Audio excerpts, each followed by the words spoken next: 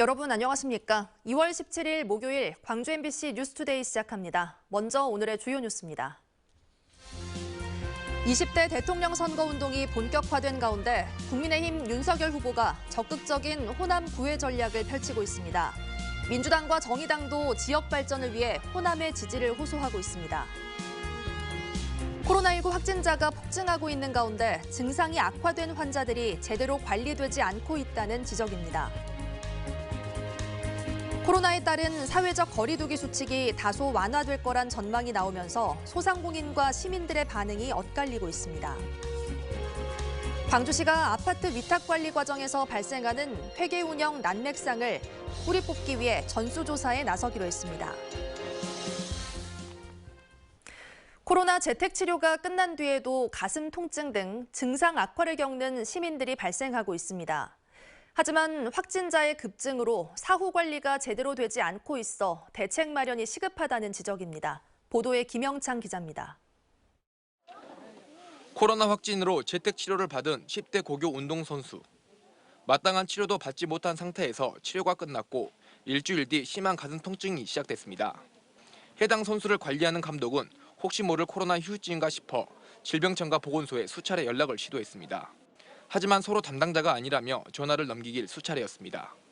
보건소 먼저 전화했고 보건소에 자꾸 돌려서 전화를 안 받고 하니까 질병관리청에 전화했더니 그게 한 1시간 반 걸렸어요.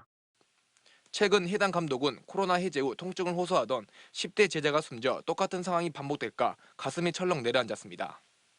먼저 선례가 있는 상황이었고 근데 저도 이제 우왕좌왕하고 있는 상황이었던 거죠. 사실은 이게 특별하게 뭘 어떻게 조치를 해야 되는지. 이처럼 코로나 해제 후에도 증상 악화를 호소하는 시민들이 발생하고 있지만 통계조차 잡히지 않고 있는 상황입니다. 때문에 재택치료 해제자 등에 대한 사후 관리 강화가 시급하다는 지적입니다. 하지만 방역당국은 뚜렷한 대책을 마련하지 못하고 있습니다.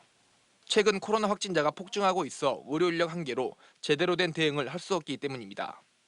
또 위험군에 집중되다 보니 일반 확진자는 해제 후 추가 모니터링 등에 소홀해질 수밖에 없습니다. 광주시는 앞으로 해제자에 대한 사후 관리를 철저히 할 계획이라고 밝혔습니다.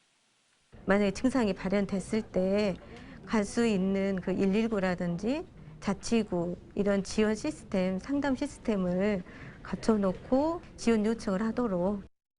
광주시는 또 재택치료 격리 해제자는 증상이 발생할 경우 반드시 병원을 찾아 검사를 받아볼 것을 강조했습니다. MBC 뉴스 김영창입니다. 코로나19 신규 확진자가 큰 폭으로 늘고 있는 가운데 내일 발표 예정인 거리두기 완화 여부에 관심이 쏠리고 있습니다. 소상공인들과 시민들이 엇갈린 입장을 보이고 있는데요. 안상혁 기자가 보도합니다. 정부가 거리두기 조정 여부를 오는 18일에 발표합니다. 사적 모임 인원을 최대 6인, 식당과 카페 등의 영업시간을 오후 9시로 제한하는 기존 거리두기의 종료 시한이 다가왔기 때문입니다. 정부는 확진자 규모와 방역 상황, 소상공인과 자영업자들의 누적된 피해 등을 모두 고려해 결정하겠다고 강조했습니다. 2달 넘게 계속된 방역 강화 조치를 위해서 누적된 민생경제의 피해와 아직도 정점을 알 수 있는 오미크론의 확산세 등 중심에 두고 판단하겠습니다. 민생경제 피해를 살리기 위해서는 거리두기를 완화해야 한다는 목소리가 높습니다. 인원수도 많이 수용할 수 있고 시간도 늘면 더 괜찮아질 것 같아요. 늦게까지 열어놓을 수가 있으니까. 하지만 확산세를 막기 위해서는 거리두기를 강화하거나 유지해야 한다는 반발 여론도 적지 않습니다. 솔직히 계속 나오는 입장에서는 다시 강화가 됐으면 좋겠다 생각을 해서 풀면 아마 더 늘어나서 이제 막을 수도 없어서 많이 큰일 나지 않을까. 전문가들은 위중증 환자 수가 비교적 안정적으로 유지 중이고 의료 대응에도 아직 무리가 없다며 거리두기 완화가 가능한 시점이라고 말합니다. 완화하게 되면은 3월 초가 되면은 15만 명, 20만 명까지도 갈 수 있을 것 같아요. 그런다 하더라도 기존의 이제 의료 체계가 이제 버틸 수 있기 때문에 저는 뭐 완화하는 것도 그냥 가능하다고 생각합니다. 한편 오늘부터 재택치료자는 해열제 등 처방약품을 모든 동네 약국에서 받을 수 있고 자비로 PCR 검사를 받아 양성이 나왔을 경우에는 건강보험 적용을 받을 수 있습니다. MBC 뉴스 안상혁입니다. 어제는 종일 오락가락 눈이 내렸죠. 눈은 오늘 오전까지도 이어질 전망입니다. 광주와 전남 서부를 중심으로 오늘 오전 9시 무렵까지 1cm 안팎의 눈이 더 내리겠습니다. 오늘 출근길 아주 미끄러운 빙판길이 예상됩니다. 천천히 안전운전하시기 바랍니다. 추위는 절정에 달한 상태입니다. 광주의 오늘 아침 기온 영하 7도 안팎까지 곤두박질하면서 추웠던 어제보다도 4도가량 낮은 기온으로 출발했고요. 한낮 기온 2도 안팎으로 어제보단 3도가량 높겠지만 종일 추운 날씨가 예상됩니다. 따뜻한 옷차림 하시기 바랍니다. 바람도 여전히 강하게 불고 있습니다. 전남 서해안 지역과 전남 여수에도 강풍주의보가 발효 중인 가운데 최고 시속 60km에 달하는 매우 강한 바람이 불겠고요. 전남 동부 지역을 중심으로는 건조주의보도 함께 내려진 상태입니다. 이렇게 대기가 건조한 가운데 바람이 강하게 불면 작은 불씨도 큰 불로 번지기 쉽죠. 화재 사고에 특히 주의하셔야겠습니다. 날씨 정보였습니다. 윤석열 국민의힘 대선 후보가 공식 선거운동 이틀째 광주를 찾아 지역주의 타파와 지역 발전을 내세우며 지지를 호소했습니다. 절대 험지였던 호남 민심이 달라진 만큼 의미 있는 득표율로 승리의 포석을 놓겠다는 전략으로 해석됩니다. 보도에 한신구 기자입니다. 윤석열 후보는 작심한 듯 민주당 독점 정치가 되려 광주 전남의 낙후를 불러왔다며 일당 독점의 폐해를 거듭 부각시켰습니다. 광주의 역내 GDP가 전국에서 몇 위쯤 합니까? 꼴등입니다, 꼴등. 수십 년에 걸친 지역 독점 정치가 지역민들에게 한 게 뭐 있습니까? 특히 정치인들이 만들어 놓은 지역구도를 깨야 지역 발전도, 미래 세대인 청년의 운명도 달라진다면서 광주 전남이 선봉에 서달라고 강조했습니다. 이 지역주의에 기대는 정치, 또 정치인들이 만들어 놓은 이 편한 지역구도 이제는 우리가 미래를 위해서 깨야 될 때가 왔습니다. 윤 후보는 특히 4차 산업혁명 시대 광주가 AI와 데이터로 방향을 잘 잡았다며 광주를 세계적인 AI 거점으로 만들고 광주 영암 자율주행차 고속도로를 구축하는 등 지역 발전 청사진을 제시했습니다. 광주가 대한민국의 아시아의 세계의 AI 거점 도시가 되게 저와 윤석열이 만들겠습니다, 여러분. 역대 대선에서 보수 후보는 공식 선거운동 기간 그저 들러가는 구색 맞추기식의 호남 방문에 그쳤습니다. 그래서 윤 후보가 이틀째 서둘러서 광주를 찾은 건 이례적인데 2030 청년층 등 지역 민심이 달라지고 있는 만큼 절대 험지에서 두 자릿수를 넘어서 20% 이상의 득표율로 승리의 포석을 놓겠다는 전략으로 해석되고 있습니다. MBC 뉴스 한신구입니다. 최근 더불어민주당에 복당한 광주 정치인들이 윤석열 국민의힘 후보가 집권하면 호남 차별과 소외가 깊어질 우려가 있다고 주장했습니다.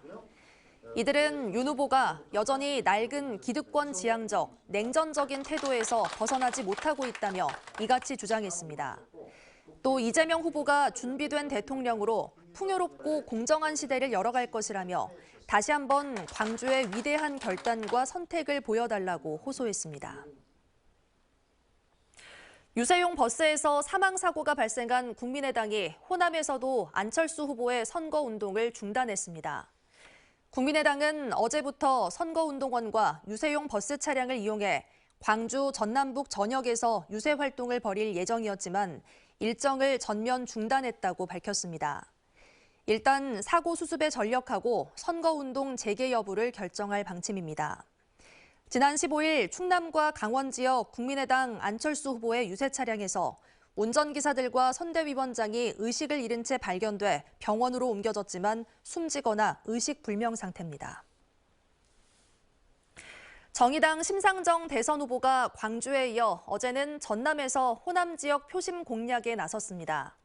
심 후보는 현대사모 중공업 앞에서 출근 유세를 펼친 데 이어 목포 동부시장에서 시민과 상인들을 만나 지지를 호소했습니다. 심 후보는 호남 지역민들은 대한민국의 정치적 위기 때마다 개혁과 진보의 길을 안내해줬다며 녹색 복지국가로 가는 이정표를 심상정과 함께 세워달라고 지지를 호소했습니다. 일부 지방선거 입지자들이 대선을 빌미로 선거 조직 강화에 나서는 행위가 잇따르자 민주당이 암행 감찰에 나섰습니다.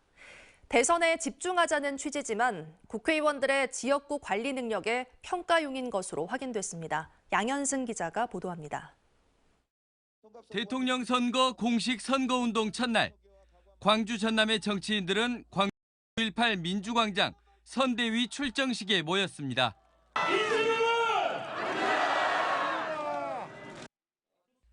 단순히 대선 승리 의지만 확인한 자리가 아니었습니다. 어떤 지역에서 참석했고 불참했는지 날카롭게 기록됐습니다. 출정식이 사전에 예고됐던 만큼 일정 조정을 못한 기초의회의 회기도 핑계로 인정받지 못할 정도로 엄격한 분위기입니다. 민주당 중앙당 선대위 조직본부 실무 담당자들이 비밀리에 전남에 온 것으로 확인됐습니다. 대선 운동을 표방하며 실제로는 지방선거를 겨냥한 개인 선거운동이 잇따른다는 지적 때문입니다. 복당자가 많은 곳인 만큼 복당자들의 선거운동 동향도 중점적으로 살피고 있습니다. 또 민주당에 부담이 되는 지방 정치인들의 비위나 잡음 등도 언론 등을 통해 수집 중입니다. 이렇게 평가된 정보는 당장 6월 지방선거에서 공천 살생부로 활용될 공산이 큽니다.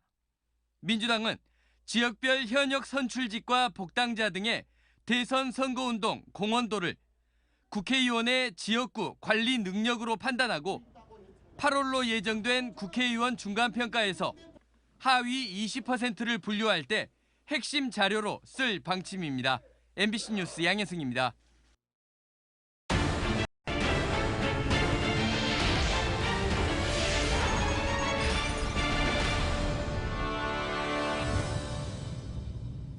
어제 목포에서 신축 공사가 진행 중이던 아파트 47층에서 불이 났습니다. 콘크리트를 말리는 양생 작업을 위해 불을 피웠다가 화재가 발생한 것으로 추정됩니다. 양정은 기자의 보도입니다. 아파트 47층에서 시뻘건 불길이 쉴 새 없이 타오릅니다. 불은 옥상 전체를 집어삼킬 듯 계속 번져나갑니다. 어제 새벽 3시 30분쯤 목포의 한 초고층 아파트 신축 공사장에서 불이 났습니다. 다행히 인명피해는 없었지만 공사장 인근 주민들이 놀라서 집 밖으로 나오는 소동도 빚어졌습니다. 많이 났어요. 그냥 많이 났어요. 여기 지금 이 바로 뒤쪽 백사동 옥상에서 났어요.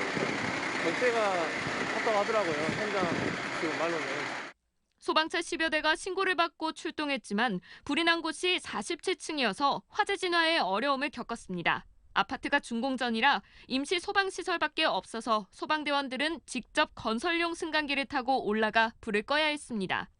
불은 천막과 자재 등에 태우고 2시간 40여 분 만에 진화됐습니다. 평상시 훈련을 많이 했기 때문에 현장 도착하자마자 47층에 부서에서 소화기하고 소화장치를 활용해서 바로 신속하게 소화를. 불은 콘크리트를 말리는 양생 작업을 위해 피워둔 고체 연료에서 시작된 것으로 추정되고 있습니다. 소방당국은 특별조사와 정밀 감식을 통해 정확한 화재 원인을 파악할 계획입니다. MBC 뉴스 양정은입니다. 광주 아파트 붕괴 사고의 경우처럼 추운 날씨에는 콘크리트가 굳는데 더 많은 시간이 필요합니다. 앞서 보신 것처럼 어제 불이 난 목포 고층 아파트에서도 콘크리트 양생 작업이 진행 중이었는데요. 현장에서 안전관리가 제대로 이루어졌는지 의문이 일고 있습니다. 김한수 기자가 취재했습니다. 화재가 난 아파트 47층 거실과 안방 내부입니다. 주변은 온통 새까맣고 철제 기둥이 바닥과 천장을 지탱하고 있습니다. 콘크리트를 타설하고 단단하게 굳히는 이른바 양생 작업이 진행되던 상황이었습니다.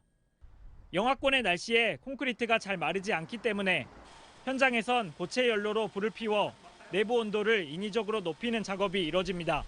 동절기에는 콘크리트 강도가 발현이 안 되니까 동절기 공사를 하지 않는 게 원칙이지만 보통 원풍기를 이용한다라든가 고체 연료를 사용해서.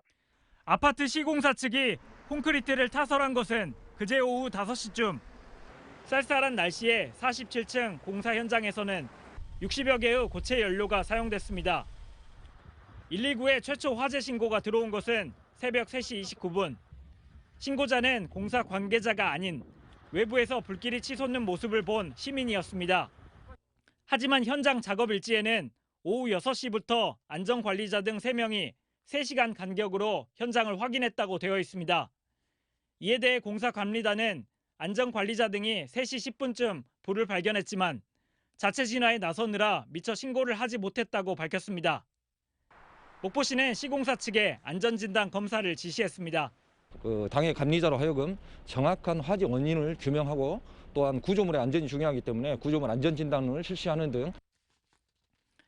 한편 지난달 해당 공사 현장에서는 거푸집 사이에서 흘러내린 콘크리트가 도로가로 쏟아져 차량 40여 대가 피해를 입기도 했습니다. MBC 뉴스 김한수입니다. 중대재해기업처벌법 시행 이후 지역의 기업들은 안전교육 강화와 설비 투자 확대 등을 통해 대응하고 있는 것으로 나타났습니다. 광주상공회의소가 120개 기업을 대상으로 설문조사한 결과 중대재해처벌법 시행 이후 근로자 안전교육을 강화하고 있다는 응답 비율이 96%에 이뤘습니다.